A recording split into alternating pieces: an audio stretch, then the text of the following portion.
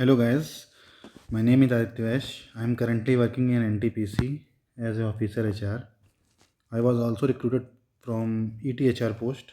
That is, so today I am coming with new video that is related to last 10 days strategy for NTPC ETHR exam. Your exam date has been announced. तो exam आपका exam है 23 नवंबर. Okay, तो आज 12 नवंबर है. 10 days बाकी हैं और आपका 30 डे मतलब 11 डेज में आपका एग्ज़ाम ही है. तो बेसिकली एजेंडा हमारा आज का ये रहेगा: exam pattern, syllabus, revision strategy, important topics in HR, strategy for exam day. तो एग्ज़ाम पैटर्न क्या है बेसिकली हमारा. वीडियो ज़्यादा लंबा नहीं बनाऊंगा बट कुछ स्ट्रेटजी है वो आपको बता देता हूँ. एग्ज़ाम पैटर्न जो हमारा है उसमें 70 मार्क्स का डोमेन मतलब HR, labour law, IR, OB and 50 marks में English, maths and reasoning as per the syllabus. Syllabus जो एनटीपीसी ने रिलीज़ किया है इस बार उसमें आपका जीए जीके नहीं आ रहा. ठीक है, ये मैंने सिलेबस. अब जो हमारा एजेंडा है उसके हिसाब से पहला हमारा पॉइंट था, दूसरा पॉइंट सिलेबस है. तो HR, OB, IR, labour law, English, math, reasoning. ठीक है, तो अब मेरे ख्याल से according to me you have prepared everything. अब रिवीजन का टाइम है क्योंकि 10 डेज़ में प्रिपरेशन नहीं होती है बेसिकली, ये सब जानते हैं.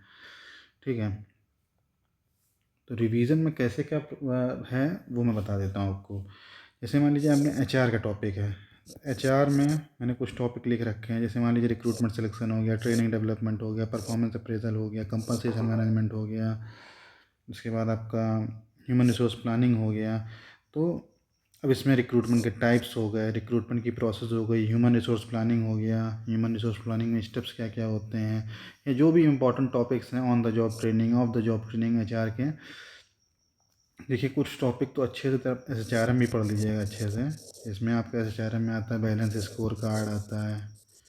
ठीक है, एस एच में मॉडल्स होते हैं. बैलेंस स्कोर कार्ड के अलावा एच आर मैट्रिसेस होता है. ठीक है, इसके बाद एच आर मैट्रिक्स के अलावा आपका एच आर स्कोर कार्ड, ये सब आपको गैरी डेसलर में मिल जाएगा. गैरी डेसलर की बुक आती है. ठीक है, तो अब इसमें रिवीजन स्ट्रेटजी आपकी ये होनी चाहिए कि आपको topic wise revision of all subject जितने हैं.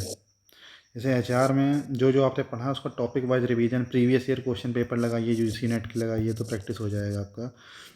अब इंग्लिश में क्या है कि इंग्लिश का भी मैं बताऊंगा क्या क्या चीज़ें हैं. इंग्लिश में आपका न्यूज़पेपर रीडिंग करिए इस टाइम, तो वो कैब वगैरह पढ़िए. उसमें से कुछ अगर इडियम्स फ्रेजेस दिख रहा है तो वो देख लीजिए. अदरवाइज़ आप वो कैब देख लीजिए या पैराग्राफ पढ़ेंगे तो उससे आपका पैराग्राफ पढ़ने से दो चीज़ें अच्छी होती हैं. एक तो आपका सेंटेंस रीअरेंजमेंट अच्छा हो जाता है और दूसरा आपका पैराग्राफ वाला जो पार्ट आता है पैसेज वाला वो अच्छा हो जाता है. तो उससे ही बहुत सारे मार्क्स आ जाते हैं, वो कैब्स भी अच्छी हो जाती है. Daily maths question practice topic wise जैसे मान लीजिए टाइम एंड वर्क हो गया, प्रॉफिट लॉस हो गया, टाइम एंड डिस्टेंस हो गया, तो इसके डेली 10 क्वेश्चन मिक्स करके लगाएंगे तो अच्छा प्रैक्टिस होगा.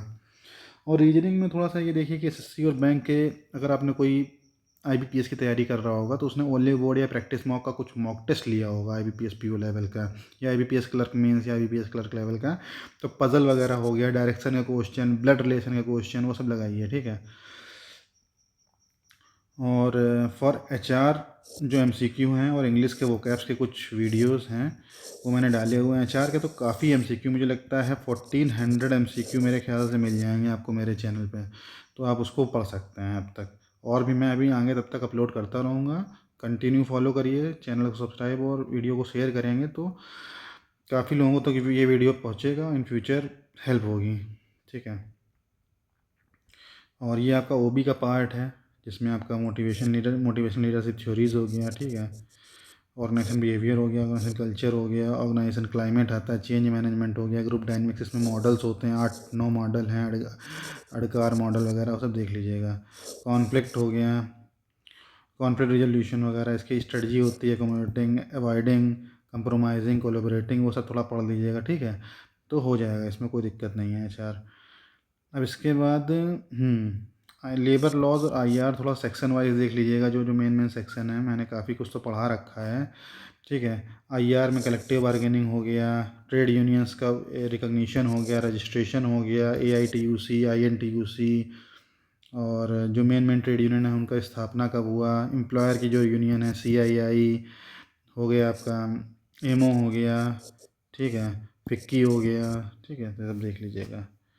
अब इसके बाद एग्ज़ाम डे के दिन आपकी क्या स्ट्रेटजी होनी चाहिए ये देख लीजिए। सबसे पहले तो डॉक्यूमेंट एंड एसेंशियल क्या क्या, admit card, ID proof, photograph सब ले जाइएगा, पेन पेंसिल इरेजर जो भी है आपका, पेन वगैरह। बेसिकली टाइम मैनेजमेंट के लिए मैंने जो बनाया है, पहली बात तो आप स्टार्टिंग के 10 क्वेश्चन देख लीजिएगा आगे बढ़ के, तो आपको वो तुरंत पता चल जाएगा कि लेवल में मतलब कौन सा क्वेश्चन पेपर स्टार्टिंग से सरल है या एंड से सरल है। कई बार होता है कि एंड में सही क्वेश्चन होते हैं, आप स्टार्टिंग शुरू करते हैं उसमें फंस जाते हैं। और मेरे ख्याल से उसमें आप ये भी होता है, ये भी है कि सेक्शन वाइज नहीं है, तो किसी भी सेक्शन से आप स्टार्ट कर सकते हैं। तो आपको अगर कोई भी सेक्शन अच्छा आता है, जैसे मान लीजिए आपको एप्टीट्यूड अच्छा आता है, तो एप्टीट्यूड से स्टार्ट कर लीजिएगा, ठीक है। डिफ़िकल्टी लेवल पता चल जाएगा तो उस हिसाब से आप देख लीजिएगा। Start with the easy question, अगर आप इजी क्वेश्चन को करते हैं स्टार्टिंग में तो थोड़ा सा कॉन्फिडेंस बढ़ता है। डिफ़िकल्ट में क्या होता है कि जैसे बड़ा क्वेश्चन पढ़ा है, 2 लाइन का है, तो उसमें फिर समझने में दिक्कत होती है, और हो सकता है कभी कभार आप फिर कन्फ्यूज़ होते हैं, फिर आगे बढ़ जाते हैं। ऐसा मान लीजिए अगला क्वेश्चन फिर से आ गया तो फिर कन्फ्यूजन बढ़ता जाता है, और प्रेशर उस टाइम एग्ज़ाम प्रेशर में गलतियाँ हो जाती हैं। फिर सरल क्वेश्चन भी आपका इजी क्वेश्चन भी गलत टिक हो जाता है। और मेरे ख्याल से इसमें 4 ऑप्शन वाला ही पेपर आना चाहिए, जहाँ तक मैं सही हूँ। ठीक है, अगर आईबीपीएस करा रहा है तो फिर 5 आएंगे, लेकिन 4 वाले ही आने चाहिए। टाइम एलोकेशन मतलब बेसिकली देखिए, आपके पास 120 क्वेश्चन हैं और 120 मिनट हैं। और रीजनिंग और मैथ्स ये आप देखिए, पज़ल वगैरह में क्या होता है कि एक बार गलत हो गया तो फिर दोबारा देना पड़ता है, तो उसके लिए अलग से टाइम बना के रखिएगा। तो जो क्वेश्चन जैसे इजी क्वेश्चन में होता है कि आपको 0.5 सेकंड लग रहा है, 0.5 मिनट लग रहा है, आधा मिनट मान लीजिए 30 सेकंड लग रहा है, तो हो सकता है कि वही 2 मिनट इसका, आधा मिनट और 1 मिनट जो क्वेश्चन का है, हो सकता है किसी मैथ के क्वेश्चन में लग जाए। तो ये आपको बनाना है कि आप कैसे कर रहे हैं। अगर आप किसी क्वेश्चन पे स्टक होते हैं तो आप आगे बढ़िए फिर, ठीक है।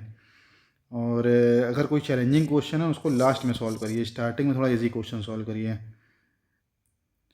उसके बाद क्या है कि don't rush, focus on answering question correctly instead of quickly, कि हम जल्दी जल्दी सॉल्व कर देंगे वैसा नहीं, सही करना है, एक्यूरेसी मेंटेन करनी है। देखिए 120 में अगर आप 100 क्वेश्चन सही करके आते हैं एक्यूरेसी के साथ, 90% एक्यूरेसी, तो हो आपका बहुत अच्छा चांस है कि आप इंटरव्यू में कॉल किया जाएगा। तो ऐसा नहीं कि 120 में आपको 120 ही सही करना है। मुझे याद है कि 120 में मैं 112 करके आया था, और 90% या 90% एक्यूरेसी के साथ करके आया था, ठीक है। और उसमें भी जो 8 क्वेश्चन थे वो मैं इसलिए छोड़ के आया, शायद उसमें कुछ एक दो मैथ के भी क्वेश्चन थे और कुछ एचआर के भी क्वेश्चन थे, कि उसमें मैथ में प्रोबेबिलिटी और परमिशन कॉम्बिनेशन आया था, वो मुझे उसका आइडिया नहीं था। और इसके अलावा आपका एचआर सेक्शन में क्या स्ट्रेटजी होनी चाहिए, जैसे focus on the core HR concept like labour laws वगैरह में आप अभी पढ़ सकते हैं अच्छे से। मैं आपको ऊपर बताया कि सेक्शन वाइज पढ़िए, performance appraisal, motivational theories, leadership theories, personality की थ्योरीज हो गया, स्ट्रोक्स वाला एक टॉपिक है वो सब देख लीजिएगा, ठीक है। फिर आपका इड, ईगो, सुपर ईगो वाला टॉपिक अच्छे से पढ़ लीजिएगा, जो फ्यूडियन मॉडल करके है, ठीक है। की डिफिनेशन वगैरह आप जैसे मान लीजिए कोई बुक होती है, आप ओबी की जैसे कोई बुक पढ़ रहा होंगे, ठीक है, तो उसमें पीछे रॉबिन्स की बुक में एक ग्लॉसरी होगी, उसकी मेन डेफिनेशन देख लेंगे तो काफ़ी कुछ आइडिया लग जाएगा, ठीक है। इसके बाद बाकी काम रहना है एग्ज़ाम के टाइम, अगर कोई डिफ़िकल्ट क्वेश्चन आता है। और पोस्ट एग्ज़ाम स्ट्रेटजी ये है कि once you have submitted the paper, avoid discussing the exam immediately. जब आप किसी से डिस्कस करते हैं तो आपका उसने ए मारा है, हमने बी मारा है, तो काफ़ी स्ट्रेस होता है, फिर आगे भी आपका अगर कोई एग्ज़ाम होगा तो फिर वो दिक्कत हो जाती है। और कोशिश करिएगा कि एग्ज़ाम में आधी घंटे पहले पहुंच जाएं, ताकि लास्ट मिनट में काफ़ी दिक्कत होती है पहुंचने में, कहीं आसपास जाम लग गया तो मतलब स्ट्रेस हो जाता है दिमाग में, काफ़ी चीज़ें भी भूलने लगते हैं, पेपर की टेंशन हो जाती है। तो अपना जाके शांति से 10-15 मिनट पहले ही एंट्री करके बैठिए सीट पे, पानी वानी पी के आराम से, ठीक है। और पॉजिटिव माइंडसेट के साथ एग्ज़ाम दीजिए। Good luck and all the best. और अगर आपको कोई डाउट है, कोई क्वेरी है, तो ये मैंने अपना मेल आईडी दे रखा है, और लिंक्डइन वगैरह में भी मैं एक्टिव हूँ, तो आप मैसेज कर सकते हैं। आपको मैं तुरंत रिप्लाई या नहीं होगा तो नेक्स्ट डे तक आपको रिप्लाई मिल जाएगा, ठीक है। बाकी मोर अपडेट्स के लिए मेरा चैनल आप सब्सक्राइब कर सकते हैं और अपने फ्रेंड्स के साथ शेयर कर सकते हैं।